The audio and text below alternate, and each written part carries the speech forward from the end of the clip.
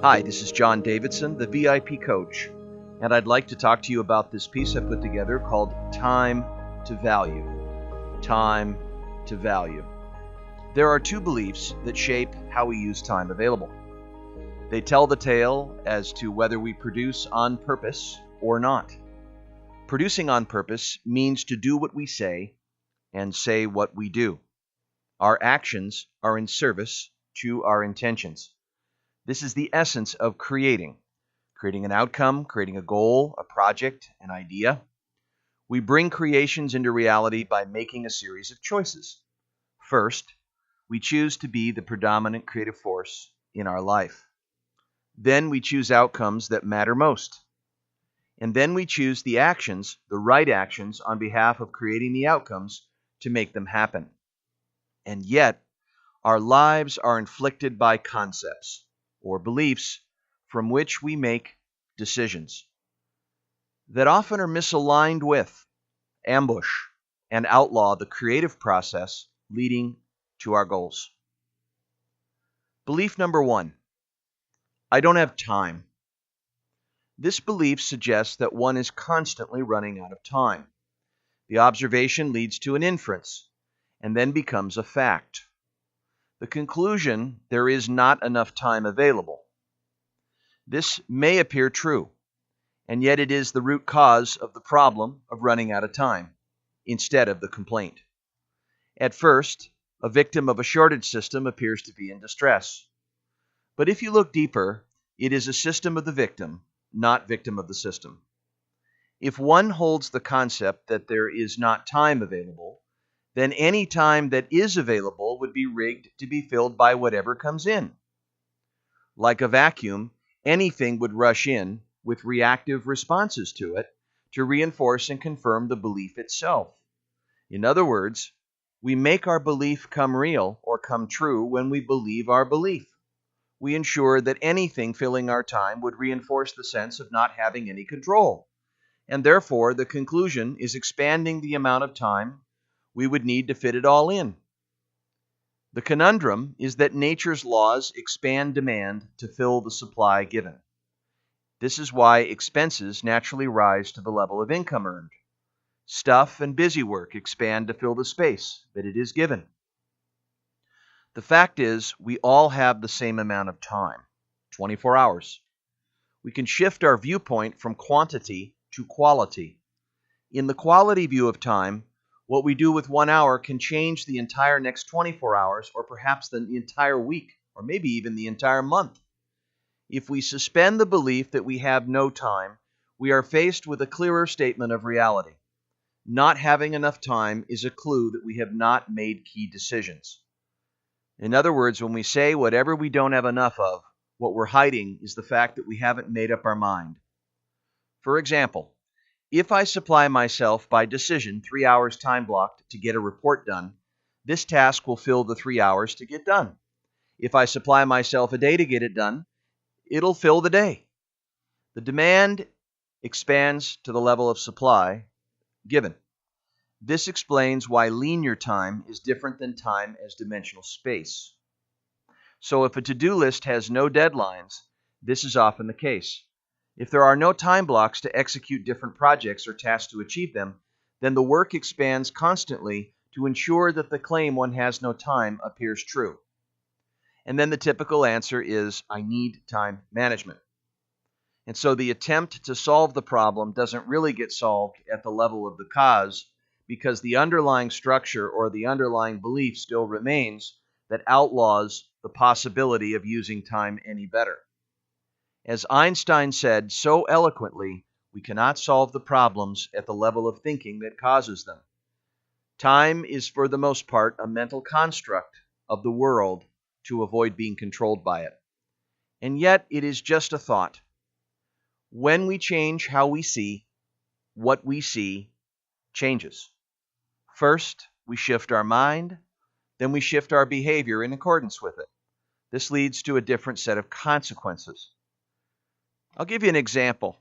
Last year, on December 27th, a coaching client, an executive we'll call Stephen, time-blocked 24 hours to line up 3 key appointments with highly desired prospects to close enormous deals for commercial lending. As the day approached, fixed time blocks were kept to prepare thoroughly for stunning orchestration. As the day neared, the mental gears visualized the day. Stephen's objectives were set and workarounds to potential roadblocks were rehearsed. The confidence level was sensational. The day ended with all 3 deals closing, and even better, another piece of business was added to the mix. The result, in one day, the production Stephen generated was greater than an entire year's worth altogether. How is this possible? It doesn't add up to our traditional model of time and effort. In fact, it seems like an unfair advantage.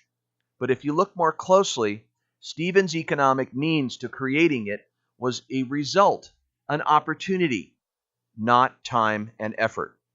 So he transcended the amount of time it took by leveraging his skills, leveraging his plans, putting together contingencies, and the strategist wins. And then the tactics play out from there, and the effectiveness and the efficiency were phenomenal, and the use of his strengths were applied, as well as his level of being relaxed, prepared, confident, and rested. We noticed there was a difference between his alertness and the potential for the outcome. So it is because there is plenty of time available if we use it wisely. We plan, we organize it dimensionally, and focus on outcomes. But here's the second belief. And I believe the second belief, here's a belief, actually connects from the first one. The first one brings us into making this second claim, so it's a double whammy. And that is, I'll get to it later when I have the time. I'll get to it later when I have more time available. Well, this concept suggests that one can bet that time is abundant downrange. It's scarce now, but it'll be better then. Does this sound folly to you? It does to me. I've coached superstars, and no one in my 20 years has ever been any less busy later than they are today. And this is especially true if when we get to that point in time later, they carry over the belief, I don't have any time, so wherever you go, there you are. You bring yourself with you. Believing you have more time later is a necessary lie we often use because we haven't made up our mind about several things. First, it's obvious that we may be unclear of our priorities. If we suspend the belief that we're less busy later, we can make decisions based on what matters to us, what is in fact urgent and not in the present. This requires slowing down, reflection. This step is often uncomfortable. Here's why. Because of the incessant freneticness factor. I call it the if factor.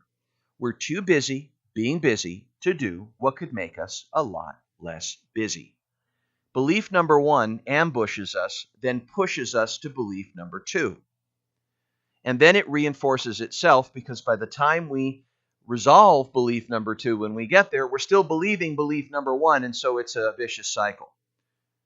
Priority management is self-management. Can't means won't. You could do anything, but you choose not to. Why things don't get done is for one reason. It isn't a priority to you. I know this is uncomfortably honest, but if it were a priority, you'd do it. The reason why you're here listening to me right now is you're in fact choosing to make this moment a priority. Therefore, you're directing your attention here. The truth is told by what you do with your time. If you want to see what your priorities really are, just look at a week of your schedule. Therefore, you can select the reasons that something is a priority to you and then make it one. You can rethink your priorities at any time. As you do this, you deselect alternatives. You will delegate, you will dump stuff, and you will delay items for the sake of focusing on what matters most now. The most important thing is knowing the most important thing. And one thing you might enjoy reinforcing here is that what matters to you does not need justification. It's very personal. What matters to you is qualified. When you say no to something else or triage your commitments, it isn't because you're too good for something or someone. This is often what people claim when they haven't had practice using the creative process and instead make it about their identity. They make it about themselves. But when you take your identity out of choice management, creating becomes a process of focusing on creations you desire to create, not you. Creating is not self-improvement. When you let go of something being wrong with you that you must fix, the process of creating allows you to use failures, decisions, actions, as feedback to make adjustments. Outcomes are not rewards. Outcomes are not rewards. Reward focusing is dangerous to creating because when focused on rewards, you're likely to seek quick victories, quick fixes, instant gratifications to lower your tolerance, your intestinal fortitude, to hold periods of time to develop the learning and the real capacities until a desired creation is reached. Simplicity, simplicity, simplicity. We often think simplicity equals mobility, that if we can declutter and make things simple, we can cut through, we can get from A to B. But the place we often look is the wrong one. We're looking on the outside, not the inside. Simplicity always starts from the inside out, not the outside in. So being overwhelmed can be just like doing nothing. It's just a lot more unpleasant. Simplicity begins with a hierarchy of importance. See, being overwhelmed isn't because you have so much on your plate. It's because you assign everything equal meaning. This is a key insight to keep in mind. Knowing what does matter to you most is the key to great time management. You might notice that by knowing what matters, you're automatically you assume that you are not given responsibility, but you're taking responsibility for yourself and your own decisions. Time management can also be a way to use it so you can multiply your time. Multiplying your time is an interesting dimension of time management. How is this done? Think about it. When you delegate, when you automate something, when you eliminate something, a process, a responsibility, a system, a task, something that inspires dread, you leverage your time. You leverage your strengths. Then your beliefs shift to seeing how much time available you have to be creative. Coupled with this is the necessity to use renewals and free time effectively. When you're rested and relaxed, your downtime actually increases your effective use of time when you're working on projects and goals.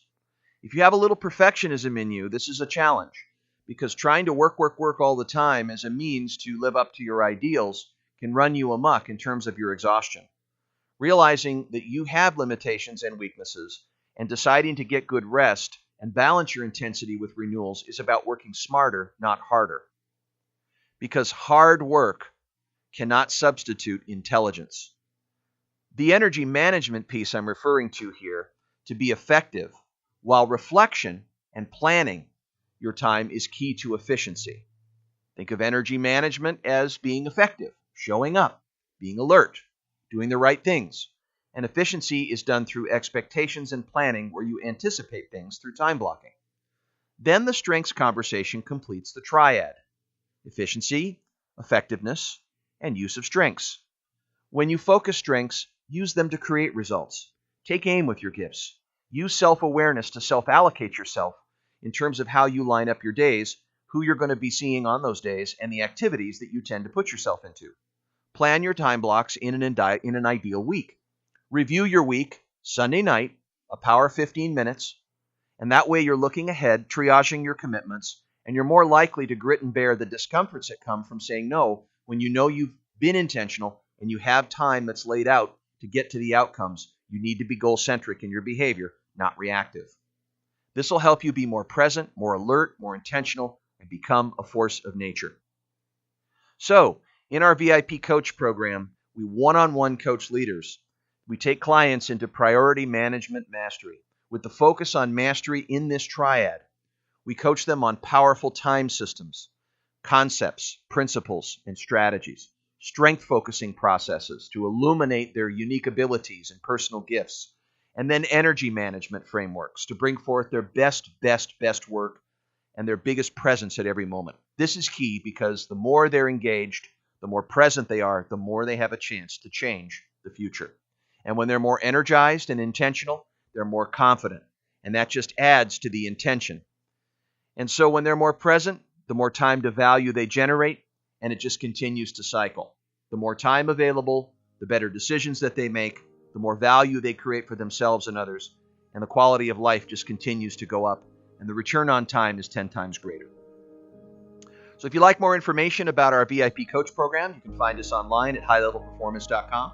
That's highlevelperformance.com. I'm Coach JD, the founder of High Level Performance. We provide private elite coaching, one-on-one coaching, and executive education to world-class executives on an international scale. We have over 1,000 alumni now in our VIP Coach Following In program. Please look at our programs online, and you need to get coached. Everybody can use coaching. It's just about wanting to be coached and wanting to commit to mastery in the areas that we coach in: personal performance, enterprise growth, quality of life, and social development. I look forward to seeing you on the path, and I'll see you at the top. Thank you very much.